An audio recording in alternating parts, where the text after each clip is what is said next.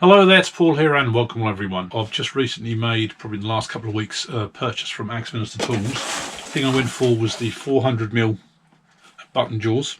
I have the SK114 chuck from Axminster anyway, which is what I bought with my new lathe when I got that, and I thought, right, I'll go for the accessory mounting jaws as well. Now, at the same time as well, when I bought the button jaws, I also went for the Axminster Woodturning stacking turn stud pack. The last thing I purchased from Axminster was the longer chuck key handle for the chuck. Now, I've got to say that Axminster service is absolutely amazing. When the original delivery date came through for this, I wasn't going to be home that day, so it was with DPD, and I asked for these to be delivered a couple of days later when I knew I'd be at home. Now, the problem was that because the box had been kicking around in DPD's warehouse for a couple of days, probably thrown about, stood on and everything like you'd expect from a lot of these couriers, the actual main box that housed everything was, in fact, they'd taped one end up, but there was actually an opening at the other end. If I'd have picked the box up like that, everything would have fallen out the bottom. And what happened was that I was missing the key, and I think it was these accessory mounting jaws. Both of them were missing out of the package. It's not like the small things that you can suddenly miss. And as soon as I opened the box, I phoned Axminster Tools through their customer service, sent them an email with some photographs of what the box was like. They immediately, while I was on the phone, even before they received the pictures, said, right, we'll get these replacement parts sent out to you, and they were with me with the same courier again the following day. And you can see I've got 3 chucks here. I've got a massive selection of different jaws, which I originally had for when I had my SK100 chucks. These really are usually what I leave the jaws on there. I've got the standard C-type jaws for the SK114. One of my SK100 chucks there has the O'Donnell jaws on, and the good thing is you've got these little inserts inside to take the size down, and they literally live on there as well. So I'm often just changing the inside inserts because there's just one screw to take out for each jaw. Third set of jaws is these sort of like pin jaws. They will grip by expanding or grip odd small pieces of wood. So inside the box, everything's all sealed up in the one packaging, and I've got to say this is quite a weight. They are suitable for both the SK100 jaws and the SK114. Package on here, it just does say that you recommend a maximum speed of 1000 RPM. Get the packet opened. So we've got our pack of the actual rubber button jaws, and these have the screws all in them there. There's also a little packet here, which that feels like probably some longer screws and an Allen key. So the Allen key will be for that, and the other screws will be for obviously mounting these onto the jaws. So these are listed as 16-inch button jaws. It's across here, basically 16-inch button jaws, and that has been engraved in. They're all numbered on the bottom here. So we've got jaw 1, jaw 2, jaw 3, and jaw 4. So I think what I want to do first of all is I'm going to also look at the accessory jaws here, because I want to mount them to this. And in the accessory jaws, just got a small piece of information on there. There's another bag here, and I haven't opened this, but I know that that's going to be a 3mm Allen key in there and another grub screw. And then we've got the 4 actual accessory jaws, and we've got the numbers on the ends there. So what you'll find as well is on the side of these jaws you've got all these red dots with the SK114 chuck, and that's basically to say that if ever you see that, then your jaws are out too far. And if I was to expand this jaw as far as possible, you wouldn't be able to see that. And what you'll find is that on the jaw 4 there's this little screw hole, and if you look on the inside the chuck here on this jaw 4, and I don't know whether it will show on the camera there, but right in the bottom there is actually the little grub screw, which is a 3mm Allen slot. Jaw number 1.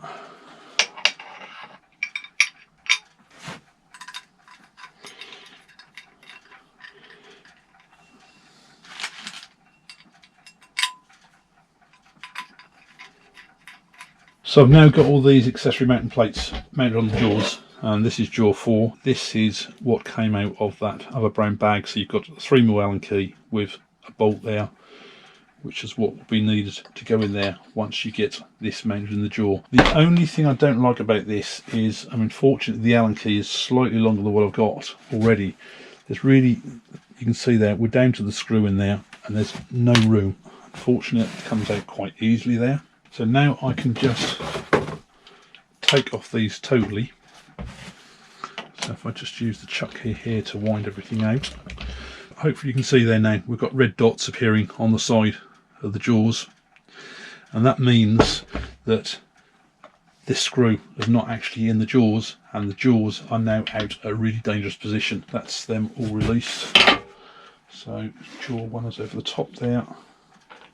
2, 3, 4. Jaw one in there, which should now catch on.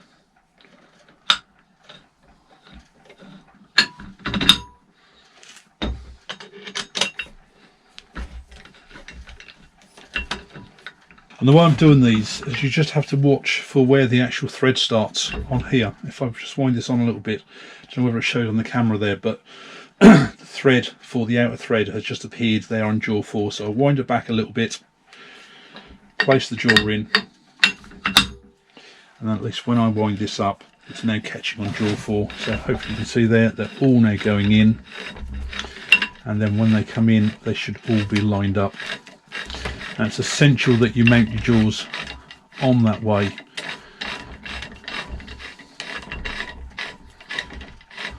And hopefully you can see now I've actually gone in at an angle here. That's why you need to do these screws up on here when your jaws are actually mounted on the chuck. Now I can just do those up.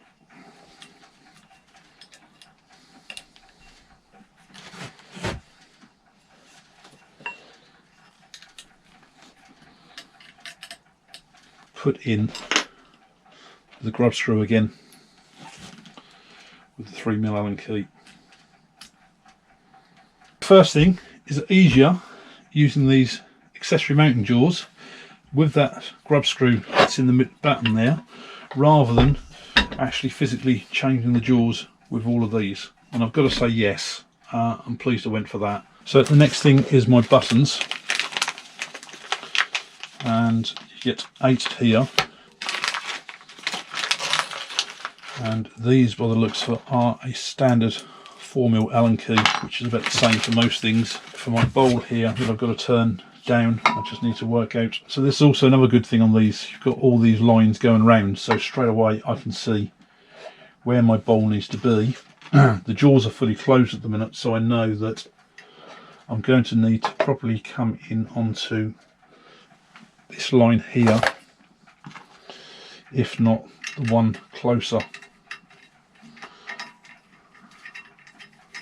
As you can see, I haven't got much clearance over the lathe bed here, so I don't know, let's just see out of interest how far this would in actual fact come out.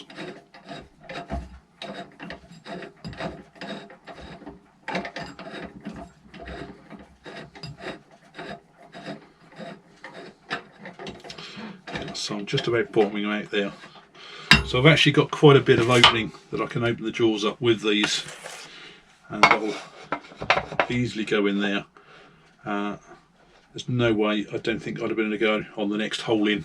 So it's probably pretty key that you just check these before you put them on. I'll now put my bowl in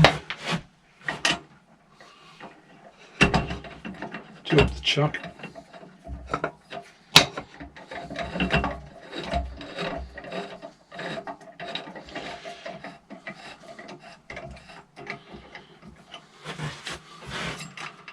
And I've got a bowl sat on there, really true.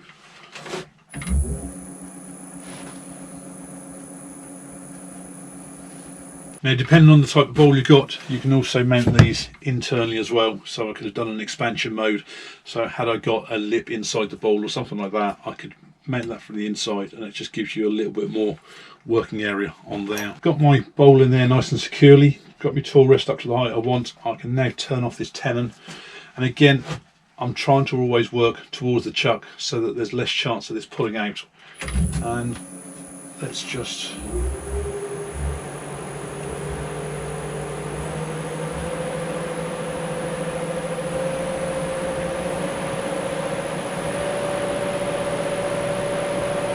so I'm just over 900 RPM there, and that should hopefully be enough to get that cut that I need.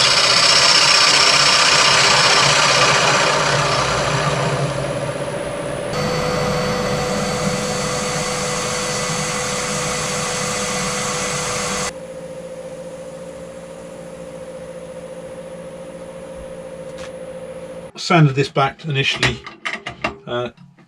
took the whole thing off the lathe, the whole chuck, and did my pyrography. It's had a couple of coats of sanding sealer, Yorkshire grit, and then just some microcrystalline wax. And the one thing I will say I notice on this, and it might be partially because it's new, is that it does mark the bowl a little bit, so you just need to give it a bit of extra buff, sort of just where the rubber pads have sort of caught onto it. And I rarely have a flat bottom bowl like that on the bottom, and I'm really pleased with that. And the other thing I noticed as well is that all the dust is collecting to this as well at the moment, but what I think a lot of that is, it's probably machine oil on the thing, and you can tell that purely simply by all the smell. So what I'm going to do next is use these stacking turning studs, and I'm going to stick this other blank on there. Now I just took all the buttons off here, and literally is probably a 1 minute job just to take them off. That is that quick and easy. Now to mount a blank on there, as I've measured up, I need to go for the next row out if I'm going to use these stacking turning studs. And there's a pack of 8 there, so they come with yet another Allen key. They've got long bolts and short bolts in there by the looks of it, so I'm going to open this up, tip this out so we can see precisely what we've got. 8 short bolts or 4 long bolts, and we get 8 of these studs, so they can go in either individually with the short bolts, or you can double them up like that with the long bolts, which is what I'm going to do. And now I need to go out to the 4th row this time.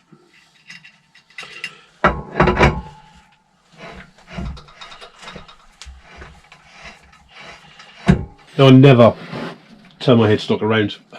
Don't know why, I just like it centered up with the tailstock all the time. Hopefully you can see these double layered grippies on here have actually dug into the blank all the way round, so that is really nice and secure in there. What I did with the last bowl was I just jammed this up to the chuck with the tailstock on the live centre, and then turn myself a tenon in there so I could then get it turned around, mounted on the jaws, and then do the bottom. So this is just showing a different way that you can use these gripper jaws as one example. Because of the swing on my lathe, I can't get the jaws at the right size in order to have the headstock round that way to this size blank.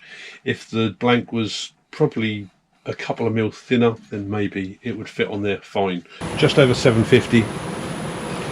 So I'm just going to screw off the bottom here a bit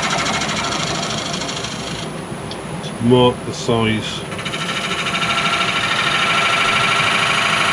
of the tenon I want.